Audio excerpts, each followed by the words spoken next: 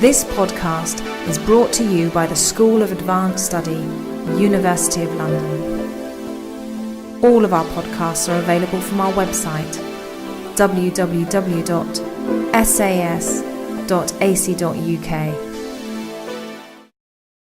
Carlos, Monge has already been introduced in the last session, but perhaps one or two people weren't there. You don't want to be introduced again.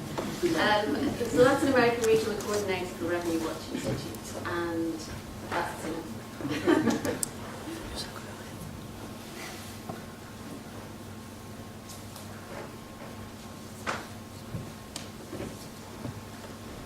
And you're going to talk about human rights. Yes. Mining and human rights. So, Hugh Elliott has presented the Quellaveco case, which I do believe might go into the books as something that was done well in terms of recognizing the increasing complexities of the interaction between social organizations, subnational governments, and the central government, to go beyond what the law says and to address the real political factors and to establish a deal and reach an agreement with the real key players so that legal processes and administrative mandates have real social and political backing. In my mind, the Quellaveco experience is highlighting the limitations of the current process of decentralization and in fact recognizing that local, especially regional governments, have become key players in the decisions whether mining goes or doesn't, beyond the fact that they have no legal mandate over that. Martin Vizcarra, you mentioned, has been that, I would say, the critical player in that process, but the fact is that he has no legal mandate to even have a voice or say something regarding mining. Nevertheless, nothing is going to happen in Moquegua if the regional government is not part of the deal. So I think it also highlights a number of issues regarding the current state and the future perspectives of political decentralization in Peru regarding decision-making around the extractive sector. But I have to talk about the dark side of the moon now. So that has to do with some issues, worrying issues regarding human rights and the mining sector in Peru, and that have more to do with the government and less to do with the companies, in fact. Well, first I wasted some time trying to organize my own ideas about this debate about first generation, second, third, fourth, and generations to come of human rights, but actually I wanted to go straight into peace. Regarding civil and political rights, sort of the basic historical core human rights, there are some worrying issues in Peru regarding the state approach to mining conflicts. We have laws that come from the previous administration that allow for the use of lethal weapons in the case of social conflicts.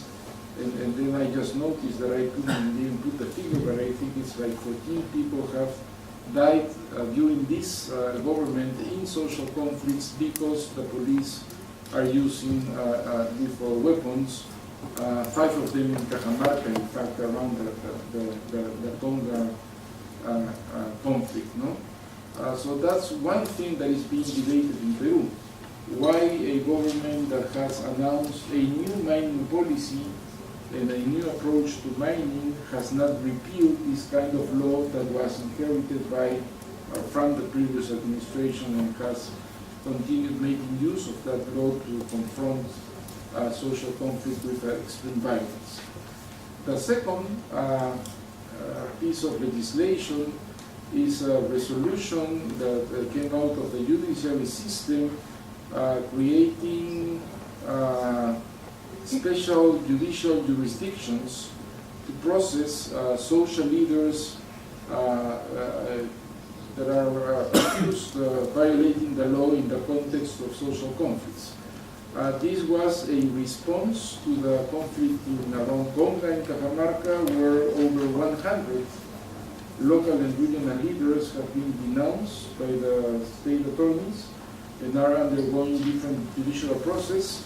and also in response to the conflict around the Tintaya mining project in the province of Espinar in the highlands of Cusco, where the mayor and many others were also denounced for violating laws in the context of the social conflict, in this case not to expel the mine but to renegotiate the conditions of its presence and to open up a participatory monitoring process about the environmental impacts of the mining company over the water courses in the Espinar province.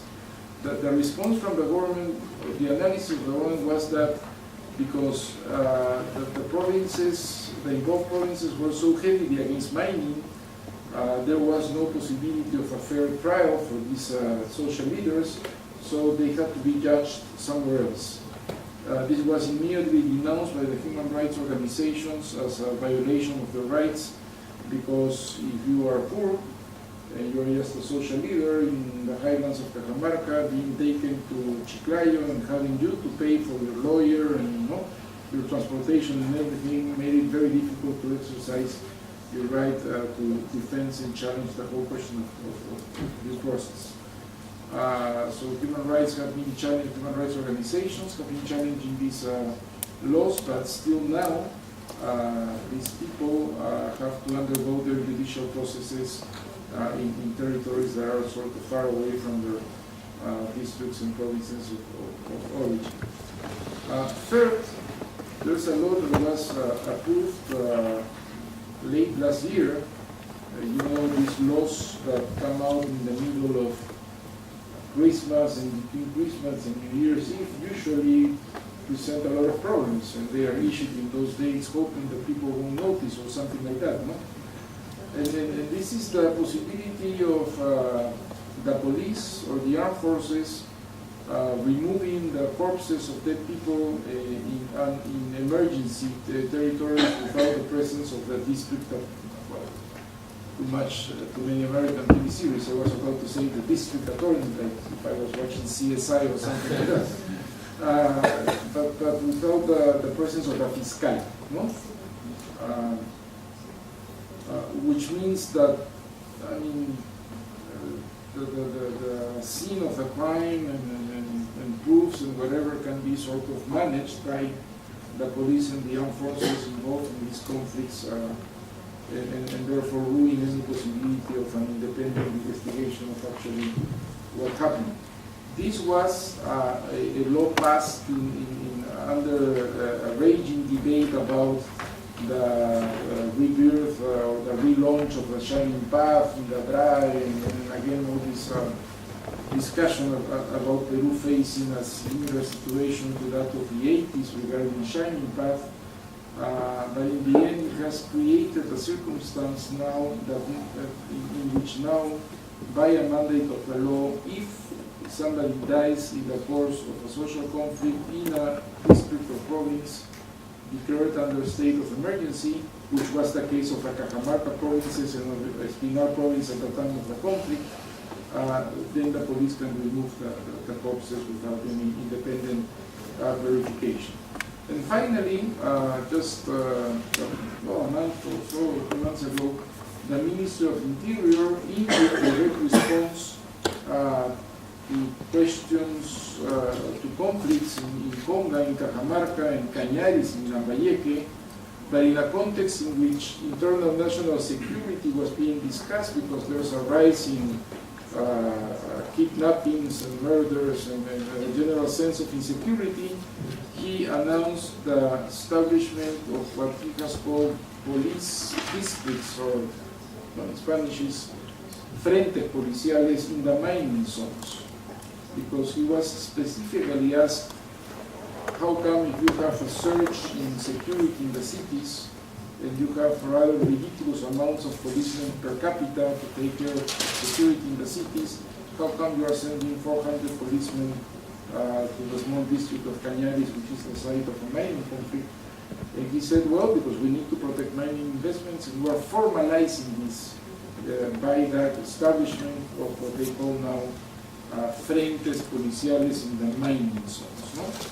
So my feeling is that talking about basic human rights in the mining sector, the trend has been to maintain and to increase an authoritarian behavior on the part of the government and creating legal and de facto situations that become a threat to human rights of the political and social leaders involved in this conflict. So no grand transformation here, only the deepening of what was already an existing authoritarian trend, I think, in this case. Then, very briefly, I'm going to mention just two more things. It was a very brief presentation. First, that there are a number of rights that have been generated around the concept of participation and access to information. The situation is that since the mid-90s, for example, we signed ILO 169. And despite the fact that we never, until very recently, turned it into a national law with a bylaw to allow for its implementation, still our constitution says that international treaties of this kind become mandatory once you sign them. They are law of the land the moment the Congress signs one of these international treaties. Now, in those very same years in which the law has been signed, over 20 million hectares have been granted out for mining concessions for exploration and extraction, which, by the way, for those who have looked at those issues in the past, is double the amount of land that was distributed by the agrarian reform to peasants. So we have experienced like a massive counter-agrarian reforms in terms of giving all that land that was given to peasants back to the corporations in the business sector in the forms of mining concessions. And the fact is that nothing of this was consulted. And that's a critical issue still. In the way concessions are granted in Peru, the granting of the concession becomes the first step in the chain. So you go to the Ministry of Energy and Mines, you request a mining concession, you get it, and only after that you look at cultural sites, you look at environment, you look at national protected areas, everything happens later, no? But there is no consultation regarding the granting of the mining concession. Everything comes then. Also, we have participation and consultation processes during the audiences, not to evaluate and to discuss the environmental impact assessments. I was saying earlier that in my experience in Peru, in most of the cases, that has been a fake. It's just an administrative process, it's a short-term meeting, no information. There's a lot of technical information that is given out with little time for people to actually understand it, and it has not provided with the companies nor with the state with political legitimacy to carry on the projects, even though you might achieve an administrative check and get the legality to carry on the project. I would say that the toughest example is the one of Mina Conga, no? It has the environmental impact assessment, it was approved, it contained an audience, everything has check on the part of the ministry. But the project is paralyzed because it has no political legitimacy in the area. On the contrary, Quellaveco has acquired political legitimacy if nobody is actually asking how the audience for the environmental impact assessment went, because its political legitimacy lies way beyond that a particular administrative process. So there's a big discussion in Peru now, I would say, emerging on how to reform the process of the environmental impact assessment, how to make sure that these audiences really perform, really deliver what they are supposed to deliver. Or what is the point of having an environmental impact assessment audience if you don't have a consultation law? I don't know if you have discussed this from the proper point of view, but now how is one going to relate to the other? What is the relation between a consultation process under the mandate of the new law and the audience for the environmental impact assessment, which in fact is another consultation process? No? So I think there's something that needs to be discussed. No?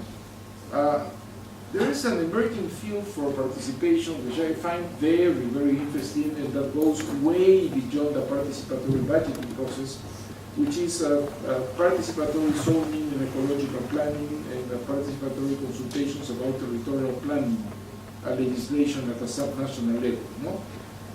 Because in the participatory budgeting process, what actually happens is that nobody discusses current expenses. That's on average 50% or 60%. You only discuss investment resources.